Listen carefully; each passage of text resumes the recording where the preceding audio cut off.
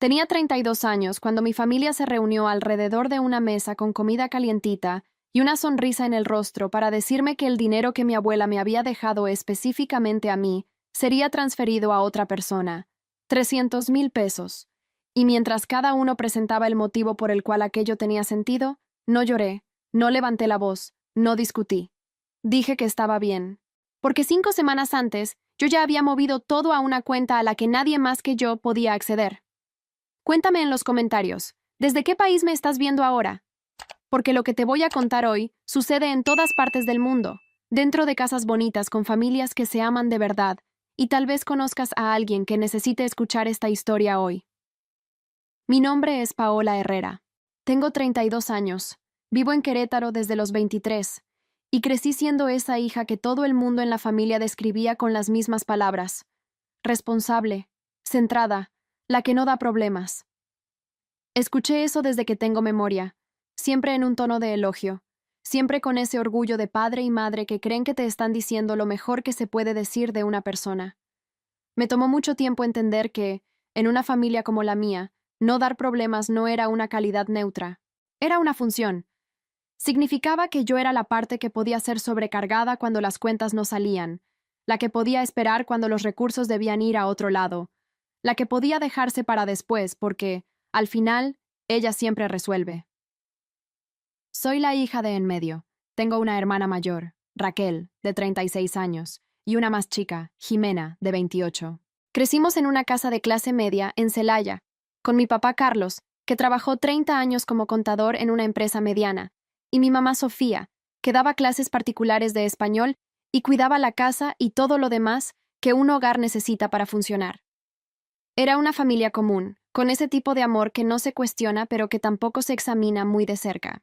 Ese amor que aparece en las comidas familiares de los domingos y en los cumpleaños y en los momentos de crisis, pero que rara vez se sienta a tener una conversación honesta sobre las cosas que necesitan decirse. Mi abuela Concepción era la mamá de mi mamá, una mujer pequeña, de voz tranquila y cabello blanco, que se peinaba con esmero cada día sin falta. Había trabajado como costurera durante 40 años en un pueblo de Michoacán, y nunca, en toda la vida que la conocí, desperdició nada. No desperdiciaba comida, no desperdiciaba tela, no desperdiciaba dinero. Tenía una cajita de hojalata color rosa donde guardaba efectivo para emergencias. Y cuando yo era niña e iba a visitarla en vacaciones, a veces abría la cajita y me mostraba cómo estaba organizada por dentro, los billetes separados por denominación, doblados con cuidado. Era su forma de enseñarme algo que no necesitaba poner en palabras, que ahorrar con disciplina es un acto de amor por el futuro. Cuando mi abuela Concepción falleció en agosto de 2019, yo tenía 29 años y estaba en Querétaro en medio de una semana de trabajo intensa cuando mi mamá llamó. Fui al velorio en mi coche, sola, con esa mezcla de tristeza y gratitud que uno siente cuando pierde a alguien que vivió bien y vivió mucho. Tenía 81 años. Estuvo lúcida hasta el final. Murió durmiendo, que es como ella misma decía que quería irse cuando el tema salía en las pláticas familiares. En el juicio sucesorio, descubrimos que había una cuenta de ahorros con 300,000 pesos que ella había construido a lo largo de décadas. No era una fortuna para los estándares de las grandes ciudades, pero para una mujer que empezó de cero en un pueblo, era el resultado de la disciplina de toda una vida. Su testamento era simple, directo, escrito con el mismo cuidado con que doblaba los billetes en la cajita de hojalata. Para Raquel, las joyas y los muebles antiguos de la casa. Para Jimena, un terreno pequeño en las afueras que tenía más valor sentimental que financiero. Para mí, los ahorros. Los 300,000 pesos íntegros, con una carta manuscrita doblada dentro del sobre junto con los documentos, con una letra temblorosa pero absolutamente firme. Leí esa carta sola, sentada en el coche en el estacionamiento de la notaría, en septiembre de 2019. Mi abuela escribía que yo siempre fui la que estudió con más seriedad, que ella veía en mí el tipo de determinación que merecía ser apoyada de forma concreta, que el dinero era para mi formación y para mi futuro, que había elegido dejarme eso específicamente porque creía que yo lo usaría bien, que no lo desperdiciaría, que honraría el trabajo que ella había puesto en cada peso guardado a lo largo de 40 años de aguja, hilo y disciplina sin tregua. Me quedé mucho tiempo con ese papel en las manos. El olor del coche, el ruido de la calle allá afuera, el sol pegando en el parabrisas. Todo quedó suspendido mientras releía esas palabras una 2, 3 veces. No porque dudara de lo que estaba leyendo, sino porque necesitaba sentir el peso real de lo que se me estaba confiando. Mi abuela me había visto de una manera específica. Había plasmado esa mirada en un papel ante notario, y eso era un regalo que iba mucho más allá del valor financiero. El dinero se quedó en una cuenta a mi nombre durante el proceso del intestado y la adjudicación, que duró casi un año por diversas burocracias. Durante ese tiempo, no toqué ni un centavo. Lo dejé generando intereses. Mi mamá mencionaba el tema de vez en cuando con un tono que yo notaba pero dejaba pasar, un tono que cargaba algo entre resentimiento y sugerencia velada, comentando que la abuela había sido generosa conmigo de una forma que no lo había sido con las otras, que era una cantidad alta para estar parada, que el dinero en familia debería circular. Yo escuchaba, asentía vagamente a alguna parte menos importante de lo que decía, y cambiaba de tema, no porque tuviera miedo de enfrentar la plática, sino porque sabía que la conversación real aún no había llegado. Estaba en camino, podía sentirlo. Mi hermana mayor, Raquel, tiene 36 años y está casada con Fabián desde 2012. Tiene 2 hijos, Miguel de 8 y Clarita de 6, 2 niños a los que amo de una forma que me sorprende por su intensidad, ese amor de tía que no tiene el peso de ser responsable pero tiene toda la alegría de estar presente. La vida de Raquel y Fabián estuvo bien por mucho tiempo. Tenían una casa con crédito hipotecario en Querétaro, 2 empleos estables, el tipo de rutina que parece sólida hasta que algo sacude los cimientos. En 2020, durante la pandemia, la empresa donde Fabián trabajaba como supervisor de ventas cerró sus puertas tras 5 meses de intentar mantenerse a flote. Se quedó sin trabajo en julio. En septiembre del mismo año, el colegio particular donde Raquel trabajaba como coordinadora pedagógica redujo la plantilla a la mitad y su puesto fue recortado. 2 adultos con 2 hijos pequeños y la mensualidad de la casa, los 2 desempleados al mismo tiempo, en plena pandemia, en medio de un mercado laboral que estaba trabado para mucha gente. Fue una situación real, difícil, que seguí de cerca y por la que sentí compasión genuina. Toda mi familia la sintió. Mis papás ayudaron con lo que pudieron, dentro de sus límites. Yo también ayudé con cosas puntuales. Un súper un mes, la mensualidad de la escuela otro. Pero había un límite en cuanto a lo que cualquier persona podía hacer sin comprometer su propia estabilidad, y ese límite fue llegando para todos conforme pasaban los meses. Fue en ese contexto, en esa presión creciente de una familia intentando sostener al mismo tiempo varias cosas que amenazaban con resbalarse, que la lógica se fue formando, no de golpe. Poco a poco, en pláticas pequeñas, en mensajes esporádicos, en comentarios que parecían casuales pero que fui notando que no lo eran. La lógica de que había un recurso disponible, que estaba ahí sin usarse, que había sido dejado por una mujer que era familia de todos, y que tal vez el destino más justo no era el que estaba escrito en el papel, sino el que la necesidad del momento dictaba. En mayo de 2021, mi mamá me mandó un mensaje que leí 3 veces seguidas antes de guardar el celular en el bolsillo y quedarme mirando por la ventana de mi oficina por un largo rato. El mensaje decía: Pau, tú sabes que ese dinero de la abuela es de toda la familia. La abuela, si estuviera aquí, sabría qué hacer en un momento así. Nosotros nos apoyamos. Es lo que ella siempre enseñó. Era un mensaje corto, informal, que podía interpretarse de varias formas. Pero conozco a mi mamá. Conozco cómo prepara el terreno antes de hacer una petición difícil, cómo siembra la idea con anticipación para que cuando llegue la plática real no parezca nueva, sino una conclusión natural de algo que ya estaba en el aire.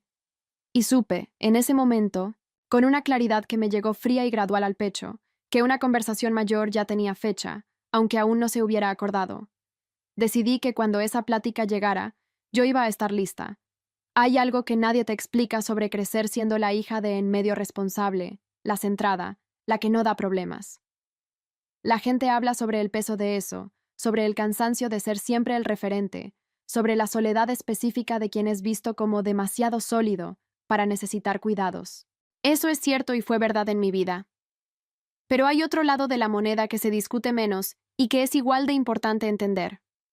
Cuando pasas toda la vida siendo vista como la que aguanta, tu familia pierde la capacidad de imaginar que existe un límite para lo que aguantas, no por maldad, sino por hábito.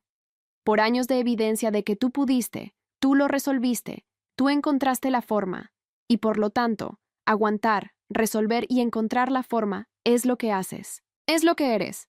Y cuando las cuentas no salen y alguien tiene que ceder algo, la mirada natural de una familia se dirige a la persona que tiene el historial de ceder. Yo tenía ese historial, construido a lo largo de décadas, ladrillo por ladrillo, cada vez que entendía cuando alguien necesitaba más, cada vez que esperaba mi turno que tardaba en llegar, cada vez que decía, está bien, cuando no estaba del todo bien, pero sí lo suficiente para seguir adelante. No era un historial falso, era genuino. Había cedido porque elegí ceder, porque en esos momentos tenía sentido para mí. El problema es que la elección repetida se vuelve expectativa, y la expectativa se vuelve presión, y la presión se vuelve la sensación de que ya no tienes la opción de no ceder, porque ceder se convirtió en la definición de quién eres dentro de esa familia. En mayo de 2021, tras el mensaje de mi mamá, tomé una decisión. Fui con el abogado que había llevado el proceso de mi abuela Concepción. Agendé con tiempo y fui preparada con preguntas específicas. Quería entender exactamente qué decía la ley sobre ese dinero, qué se podía hacer, qué no, cuáles eran mis derechos concretos y cómo podía ejercerlos de forma preventiva antes de que pasara cualquier cosa. El abogado era un hombre tranquilo, de canas, que atendía en un despacho con estantes de madera llenos de leyes y una ventana que daba a una calle muy transitada. Me escuchó con atención, buscó el expediente, releyó la documentación y me explicó con una paciencia que agradezco hasta hoy cada aspecto de lo que quería saber. La cuenta estaba a mi nombre, formalizada por un testamento válido, registrado ante notario, con una carta que reforzaba la intención de la testadora. Ningún otro miembro de la familia tenía derecho legal alguno sobre ese monto. Nadie podía obligarme, coaccionarme, presionarme o forzarme jurídicamente a renunciar a un solo centavo. Lo que estaba escrito era lo que valía, y lo que estaba escrito era inequívoco. Entonces dijo algo que se quedó grabado en mi memoria con la precisión de una frase que sabes que recordarás por mucho tiempo. Usted tiene todos los derechos, licenciada. El riesgo no es legal, es emocional. La presión familiar no tiene poder legal sobre ese dinero, pero tiene poder emocional sobre las personas. Protéjase de la presión emocional. De la ley, no necesita protegerse. Salí de ese despacho con una claridad distinta. No la claridad de quien va a una guerra, sino la claridad de quien entendió el terreno donde está y sabe qué es lo que el terreno aguanta. Regresé a casa, abrí la computadora y pasé toda una tarde leyendo sobre mis derechos de forma más amplia, sobre custodia de bienes, sobre sucesiones y sobre qué pasa cuando una familia intenta redistribuir algo que fue dejado con un destino específico. Imprimí las partes relevantes. Empecé a organizar una carpeta. La carpeta fue creciendo en las semanas siguientes. El testamento completo certificado. La carta manuscrita de la abuela, de la cual saqué una copia certificada y guardé el original en un lugar seguro. El comprobante de que el dinero estaba en una cuenta únicamente a mi nombre. La legislación que el abogado me indicó sobre herencias y legados. Una copia del historial completo de la cuenta desde su apertura, que solicité formalmente al banco mediante un escrito que el abogado me orientó a hacer. Ese historial llegó con 51 páginas. Lo imprimí todo un sábado por la mañana y lo extendí sobre la mesa de la cocina con un café al lado. Pasé horas leyendo línea por línea, marcando fechas y montos, construyendo una línea de tiempo de todo lo que había entrado y salido de la cuenta desde 2003, cuando mi abuela la había abierto en conjunto con el custodio nombrado en el acto de apertura. El custodio era mi papá. Lo que encontré en las páginas de en medio hizo que mi mano se detuviera a mitad del movimiento de dar la vuelta a la hoja. En octubre de 2015, había un retiro de 14,000 pesos con una observación que decía, gasto médico beneficiaria. Yo tenía 25 años en ese entonces. No recordaba ningún gasto médico significativo. Me quedé mirando la fecha, intentando reconstruir qué había pasado ese octubre, buscando en la memoria alguna cirugía, algún tratamiento, alguna hospitalización. Nada. En marzo de 2017, otro retiro, 12,000 pesos, observación, material educativo beneficiaria. Yo estaba en Querétaro en 2017, pagando mis propios materiales de trabajo con mi sueldo, porque había empezado la especialidad ese año y estaba cubriendo todos los costos con lo que ganaba. En septiembre de 2018, un tercer retiro, 18,500 pesos, observación. Emergencia familiar beneficiaria. Septiembre de 2018, lo recuerdo bien porque fue el mes en que mi laptop se descompuso y tuve que comprar otra usada con tarjeta de crédito a meses sin intereses, porque no tenía el dinero disponible de otra forma. Me quedé sentada en la silla de mi cocina por un largo tiempo, después de leer esa tercera entrada. El olor del café que había olvidado tomar estaba en el aire. La luz de la mañana entraba por la ventana. Miraba esas 3 líneas del estado de cuenta y hacía las cuentas que eran simples y cuyo resultado no quería confirmar, pero estaba confirmando. 44,500 pesos retirados de mi cuenta a lo largo de 3 años, todos registrados como gastos míos. Ninguno de ellos llegó a mí en ningún momento. Volví con el abogado la semana siguiente con esas páginas marcadas. Las leyó con atención, buscó la ley correspondiente y me explicó lo que ya sospechaba, pero necesitaba escuchar de alguien con autoridad técnica. El custodio de una cuenta de un menor, o mientras se mantiene la custodia, solo puede utilizar los recursos para beneficio directo del beneficiario. Salud, educación, alimentación, sustento comprobable. El beneficio indirecto no califica. Un gasto registrado a nombre del beneficiario que no llegó al beneficiario no es un gasto del beneficiario. Es un uso indebido de recursos bajo custodia, con responsabilidad civil por la devolución más actualizaciones e intereses, y posible responsabilidad fiscal por informes incorrectos. Cada retiro indebido podía generar una sanción. La estimación conservadora, considerando los 3 retiros y los años acumulados, llegaba cerca de los 20,000 pesos solo en penalizaciones, aparte de la devolución del capital con intereses. Imprimí la legislación. Hice los cálculos en una hoja aparte. Puse todo en la última pestaña de la carpeta. La cerré. La puse en el asiento del copiloto de mi coche, donde se quedó las semanas siguientes esperando el momento que yo ya sabía que venía. No dormí muy bien en ese periodo. Me quedaba despierta por la noche con ese tipo de insomnio que no es ansiedad, sino procesamiento. La diferencia es sutil pero real. La ansiedad es no poder dejar de pensar en algo que temes. El procesamiento es quedarse despierta organizando lo que ya sabes, poniendo cada pieza en el lugar correcto, construyendo la comprensión completa de una situación que es más compleja de lo que parecía cuando estabas en medio de ella, sin ver el panorama general. El panorama general era este. Yo había sido, por años, la reserva de la familia, la que suplía cuando el suministro principal faltaba, y ese papel se había extendido, sin que yo lo supiera, hasta el dinero que mi abuela me había dejado específicamente a mí. Esa noche, acostada en la oscuridad con los ojos abiertos, pensé en mi abuela Concepción doblando los billetes en la cajita de hojalata rosa. Pensé en cuántas horas de aguja e hilo estaban representadas en cada uno de esos billetes. Pensé que ella había elegido dejarme eso con una intención específica, escrita ante notario, y que esa intención merecía ser honrada por mí de la misma forma que ella la había formado, con cuidado, con disciplina, sin renunciar a lo que era esencial. Me levanté, fui a la cocina, tomé agua y regresé a la cama con una decisión más firme que cuando me había acostado. A principios de junio de 2021, mi mamá me llamó un miércoles por la tarde mientras yo salía del trabajo. Dijo que la situación de Raquel había llegado a un punto crítico. El banco había enviado una notificación formal sobre las mensualidades atrasadas de la casa. El plazo para regularizar era de 90 días. Sin una solución, la casa se iría a remate. Los niños tendrían que cambiarse de escuela.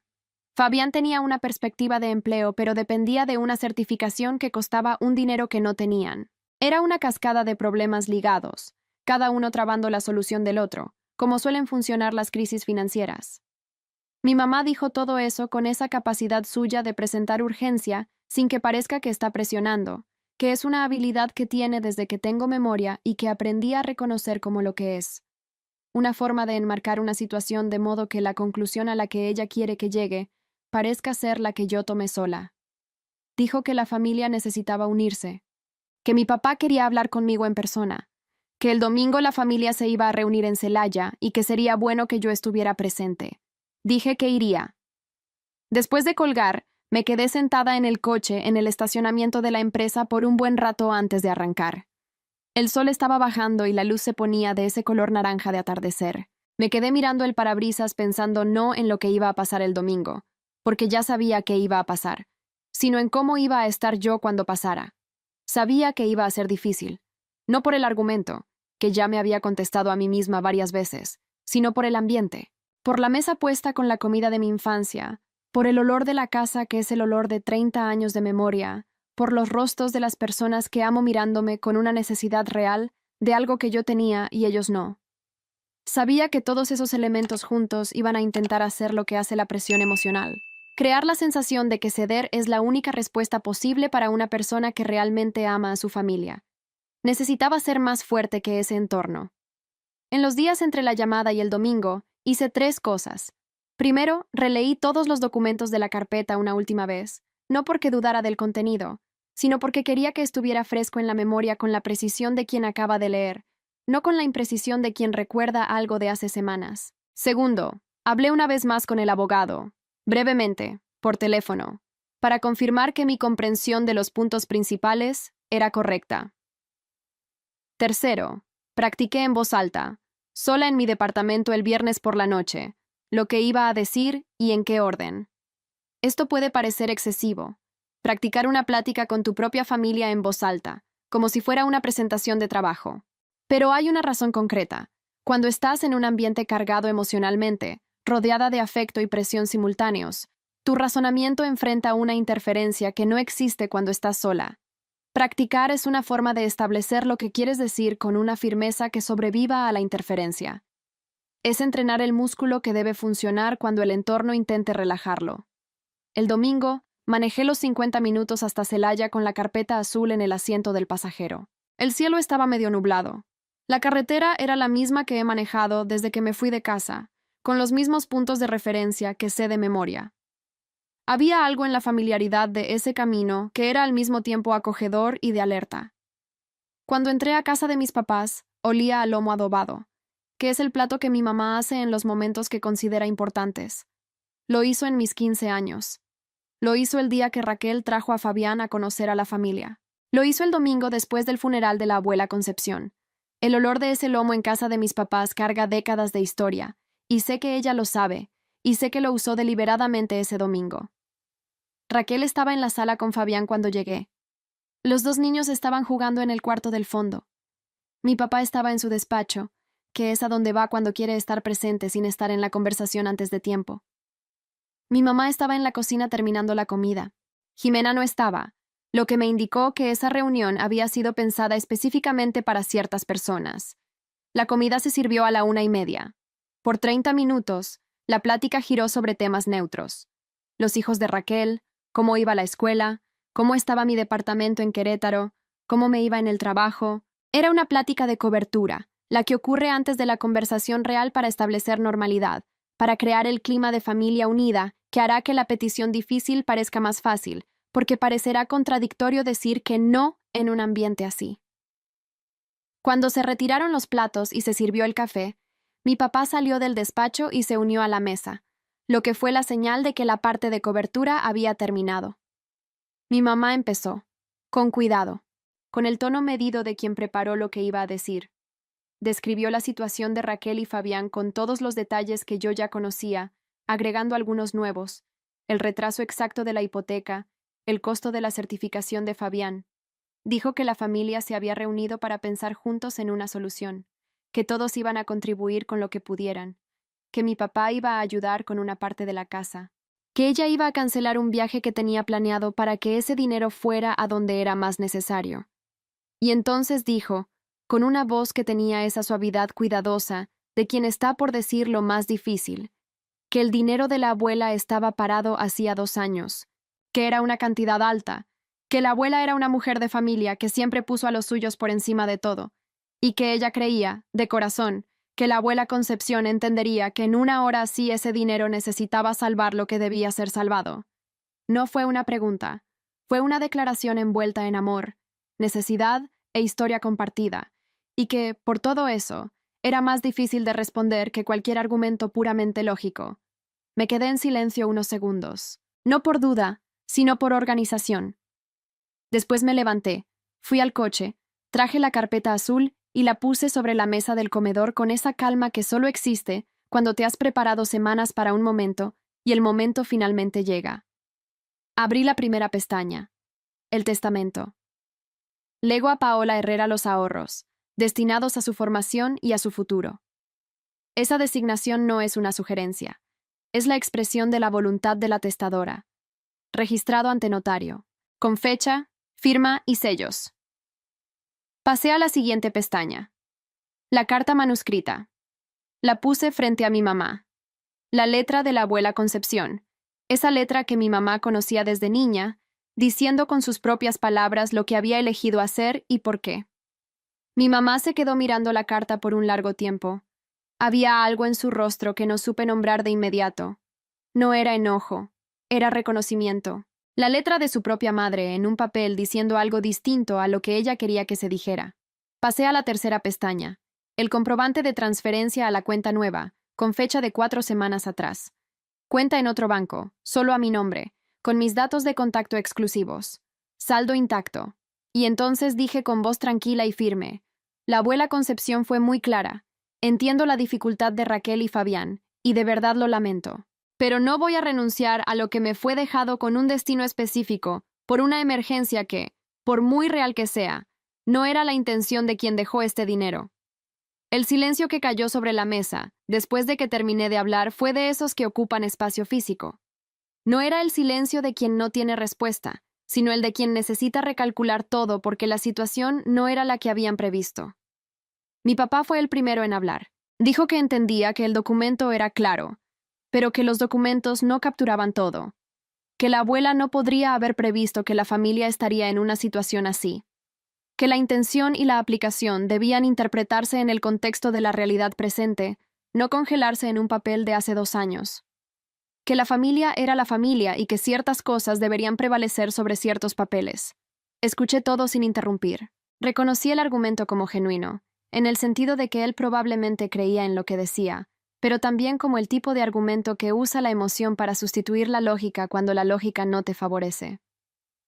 Esperé a que terminara. Luego abrí la última pestaña de la carpeta. Las 51 páginas del historial de la cuenta, con las 3 entradas marcadas en rojo, con las observaciones que describían gastos míos que no existían, con la fecha de cada retiro, el monto y el nombre del custodio que los había autorizado. Lo puse frente a mi papá. Le di tiempo para leer.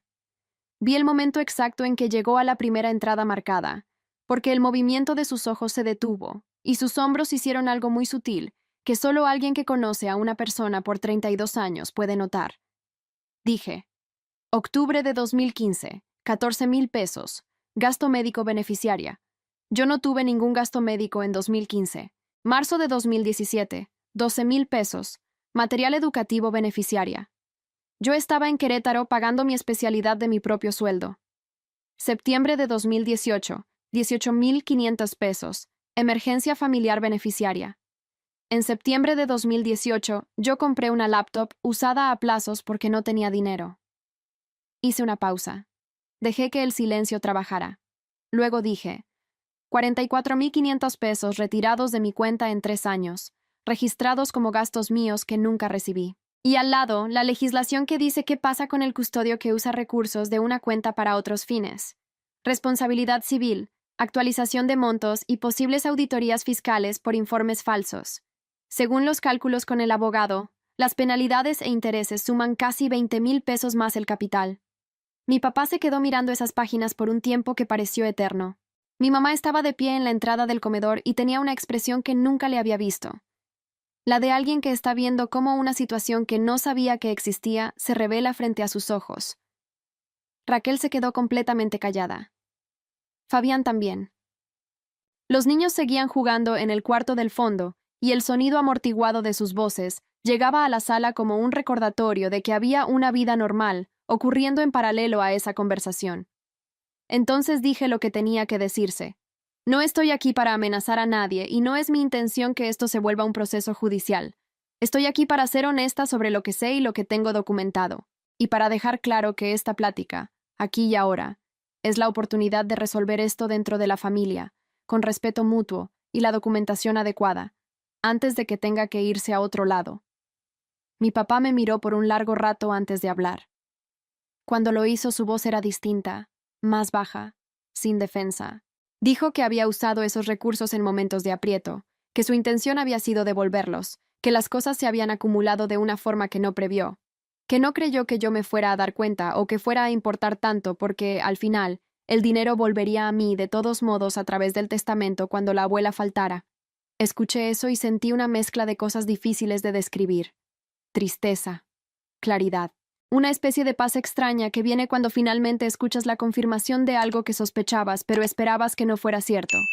Y también, más al fondo, esa comprensión difícil de que las personas que amamos son capaces de decepcionarnos no porque no nos amen, sino porque el amor no elimina el interés cuando éste es lo suficientemente grande y las consecuencias parecen lo suficientemente lejanas. Dije, me di cuenta, y aquí está lo que noté, documentado. Ahora la pregunta es, ¿qué hacemos con esto de aquí en adelante? En los días que siguieron a ese domingo, la familia se quedó en un silencio que describo como el silencio de quien está recalibrando.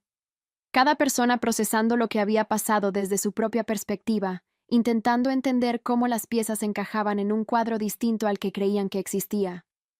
Mi mamá me mandó un mensaje el lunes por la tarde, corto, diciendo que estaba impactada, que necesitaba tiempo para procesar y que llamaría pronto. Mi papá no mandó nada ese día, ni el siguiente. El miércoles envió un mensaje de 2 párrafos que leí más de una vez para entender el tono. Era el tono de alguien que reconoce algo parcialmente mientras intenta mantener cierta narrativa de control sobre la situación. Raquel fue la que me sorprendió. Se puso en contacto conmigo el jueves directamente, sin pasar por mis papás, y me preguntó si podíamos vernos el sábado. Dije que sí. Nos vimos en un café cerca de su casa, un lugar pequeño con mesas de madera y música baja. Ella llegó antes que yo. Ya estaba sentada con un jugo cuando entré. Tenía ojeras, el cabello recogido con una liga de clarita que seguramente había sacado de su bolsa sin darse cuenta. Tenía ese cansancio específico de madre que no duerme bien hace mucho, sumado al cansancio de la crisis financiera. Dijo que no sabía de los retiros, que sabía lo del dinero de la abuela y que la familia quería que yo ayudara, pero que no sabía que mi papá había hecho movimientos en la cuenta. Dijo que cuando abrí esas páginas en la mesa fue la primera vez que se enteró. La miré por un momento. Conozco a Raquel hace 32 años. Sé cómo evita el contacto visual cuando oculta algo y cómo mira directo cuando es honesta. Me estaba mirando directo. Dije que le creía. Y de hecho, le creía. Nos quedamos en ese café casi 2 horas. Habló de la situación con una honestidad que no había escuchado todavía, sin el filtro de proteger apariencias que existía con mis papás. Habló de cómo Fabián estaba sufriendo por la sensación de fracaso, de cómo los niños sentían la tensión, y de cómo ella misma se despertaba a las 3 de la mañana, mirando el techo buscando salidas que no aparecían. La escuché, con atención real. Había en esa plática una honestidad que no existía en la casa de mis papás con el lomo en el horno y los papeles en la mesa. Allí éramos solo las 2 hermanas, sin roles que cumplir, sin posiciones que defender.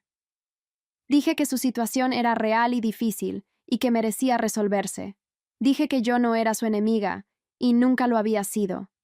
Pero dije que no podía renunciar a lo que la abuela me dejó con una intención escrita, no porque el dinero fuera más importante que ella, sino porque hacerlo sería deshacer algo que la abuela Concepción construyó deliberadamente pensando en mí, y eso sería una deslealtad con ella que no podía cometer. Dije también que iba a pensar en qué podía hacer dentro de mis límites reales para ayudar. No prometí montos ni plazos. Dije que pensaría honestamente y regresaría con algo concreto. Ella asintió. Nos quedamos un poco más, hablando de los niños, de un libro, de cómo Clarita estaba en la fase de hacer preguntas imposibles sobre el universo. Nos fuimos sin un abrazo pero sin distancia, con esa cosa intermedia y delicada que es el inicio de un acercamiento. La semana siguiente volví con el abogado por los 44,500 pesos. Quería entender mis opciones antes de decidir. Me presentó 3. Exigencia formal con proceso judicial, tiempo, costo y tensión. Denuncia ante el SAT por los informes fiscales incorrectos, consecuencias serias para mi papá, o un acuerdo informal documentado, donde mis papás reconocieran formalmente el uso indebido y acordaran una devolución en parcialidades, sin juzgados, pero con un documento ante notario que tuviera validez legal si no se cumplía. La tercera opción era la que preservaba más la relación garantizando un registro real y un compromiso de reparación. Era la que exigía más madurez de todos, incluida la mía. Propuse el acuerdo. Mi papá tardó 5 días en responder. Cuando lo hizo, dijo que aceptaba, no con alivio, sino con la seriedad de quien entiende que no hay otra salida razonable, y que esta era la mejor opción para él también. Formalizamos un sábado por la mañana en una notaría en el centro de Celaya. mi papá, mi mamá, yo y el abogado. Un documento simple, claro, reconociendo el adeudo, los intereses aplicables, las mensualidades durante 2 años y la cláusula de que cualquier atraso mayor a 2 meses activaría las otras vías legales. Cuando salimos de la notaría, nos detuvimos un momento en la banqueta. Mi papá me miró con una expresión que tardé en nombrar. No era enojo ni rencor. Era algo parecido al respeto, del tipo que aparece cuando una persona finalmente ve a otra desde un ángulo que nunca había considerado. No dijimos mucho. No era momento de discursos. Era momento de seguir adelante. Lo que viene después de algo así en una familia real no tiene el formato limpio de las historias donde todo se resuelve o explota de golpe.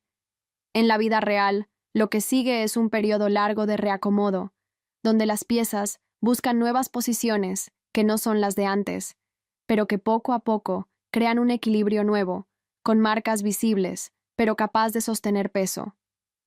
Los meses que siguieron fueron así. Mi mamá y yo seguimos hablando. Al principio las llamadas eran menos frecuentes, luego volvieron a la normalidad. El tono era distinto, más cuidadoso de ambos lados, con esa atención que le pones a una superficie que sabes que ya se agrietó una vez. Pero había sustancia, cosas reales se decían, y eso era mejor que la ligereza artificial de antes. Con mi papá el proceso fue más lento. Él es un hombre que guarda todo con una disciplina que antes admiré como control emocional y que ahora entendía también como distancia. Los pagos llegaban cada mes puntualmente, lo que me decía algo sobre su compromiso con el acuerdo, aunque la plática entre nosotros fuera limitada. Raquel y yo nos acercamos de una forma que no esperaba. Sin la dinámica antigua de la hermana mayor a la que yo admiraba y la de en medio que trataba de encajar. Más igualitaria, más honesta. Empezamos a vernos por iniciativa propia, comidas los sábados, a veces con los niños, a veces sin ellos. Pláticas largas sobre cosas que ambas sabíamos que existían, pero que el formato antiguo no permitía discutir. En septiembre de 2022, me mandó un mensaje que decía que Fabián había conseguido trabajo, que habían renegociado la casa y que estaban respirando de nuevo. Y decía que quería agradecerme por algo que no entendió en su momento. Que cuando quedó claro que yo no iba a ceder, Fabián se vio forzado a enfrentar la situación de verdad en lugar de esperar una solución externa. Que a veces tener una salida fácil es lo que impide encontrar las salidas necesarias. Me quedé con el teléfono en la mano un rato. Le respondí simplemente que me alegraba mucho que estuvieran bien. En ese periodo, empecé a platicar lo vivido con gente de fuera, amigas, colegas, y descubrí algo que me sorprendió. Esta situación era mucho más común de lo que imaginaba. No era un caso raro de familia disfuncional. Era un patrón. Identificar quién es lo suficientemente sólido para ser sobrecargado, dirigir recursos hacia allá porque aguanta, y cuando hay herencias de por medio, asumir que esa persona cederá por la armonía familiar. El patrón funcionaba porque las personas blanco de él eran las que tenían el perfil de ceder.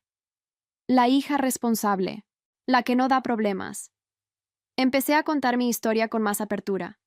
2 amigas me contaron que pasaban por lo mismo. A ambas les pasé el contacto del abogado. Ambas lograron proteger lo suyo. Eso me hizo entender el valor de contar las cosas. Transformas tu experiencia en un mapa para otra persona que está en el mismo territorio sin saber que hay salida. En 2022 terminé mi especialidad en gestión de proyectos. En la graduación, cuando anunciaron mi nombre, pensé en mi abuela Concepción. Pensé que esa graduación era parte de lo que ella imaginó cuando escribió esa carta. Honrar la intención de quien te dejó algo no es una abstracción, es una práctica. Fui promovida en la empresa ese mismo año, un aumento que dirigía una inversión que elegí sola, asesorada por una consultora independiente, sin pedir opinión a nadie de la familia. Esa autonomía, pequeña por fuera, fue enorme por dentro. El dinero de la abuela seguía ahí, creciendo, usándose como ella pidió. Estaba investigando maestrías, construyendo un plan que antes parecía lejano. Con mi familia las cosas se reacomodaron en un nuevo normal. La relación con mi mamá fue la que más se recuperó. En una llamada, me dijo que había releído la carta de la abuela varias veces y que la letra de su madre diciendo lo que decía había sido difícil de leer sin el filtro de la urgencia. Dijo que entendía ahora que su madre había visto en mí algo que ella misma no había visto con claridad.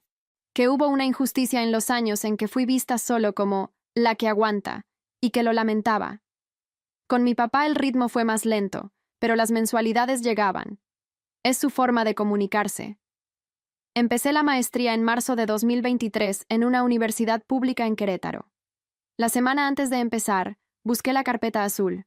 Tomé la carta original de la abuela. Es un papel pequeño de hoja de libreta, con letra temblorosa, pero firme. Cabe en la palma de la mano, pero pesa mucho más que el papel. La guardé de nuevo sabiendo que al día siguiente empezaría a usar lo que ella trabajó 40 años para dejarme. Esa era la forma más concreta de honrarla. Hoy tengo 32 años. El departamento que rento en Querétaro es mío en el sentido que importa. Es el espacio donde tomo mis decisiones, donde los papeles importantes están en una carpeta azul bajo llave, donde ninguna cuenta está vinculada a nadie más sin mi elección consciente. Si esta historia llegó a ti, si tocó algo que reconoces en tu vida, comparte este video. Mándalo a quien creas que necesita escucharlo hoy. Si llegaste hasta el final, suscríbete al canal y activa la campanita. Dale like si crees que proteger lo tuyo es un acto de respeto por ti misma y por quien trabajó para dejártelo. Comenta aquí abajo. ¿Has pasado por algo así o conoces a alguien que lo haya vivido? Tu historia importa. No estás sola. Hasta la próxima historia. Cuídate y cuida lo que es tuyo.